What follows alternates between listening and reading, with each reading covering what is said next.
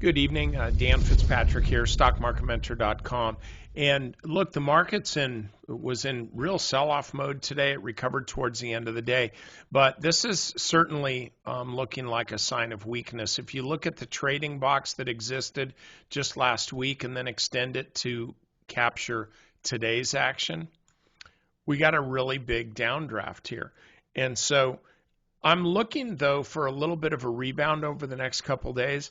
And for Shopify, that's probably about all we're going to need.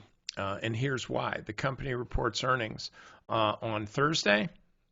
Yeah, on Thursday. And so we've got like a 3-day trade. They report after the close. And as I look at the stock, the way it's trading, it's off of the 50-day moving average today. I would be putting a stop just on the even figure, $1,000. So I'd put it just 990, 995, something like that. If it pulls back that far, then you don't want to be in the trade anyway, because it's got, at least for now, a calendar stop on it too, a time stop, which is you want to be out before earnings. The one difference that that might occur is if the stock happens to run up several percentage points between now and when they report earnings. In that case, you say, hey, I got a nice profit, I want to protect it.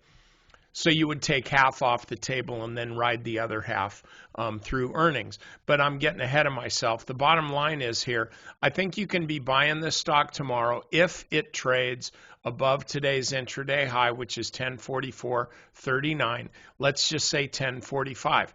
If the stock starts trading above 1045, then you can be taking this stock for a ride. But again, keep a stop just below $1,000. So you're actually risking very little money. You're risking 5% on a trade that may make you more than that. So anyway, that's all I got here. Members, over to the strategy session.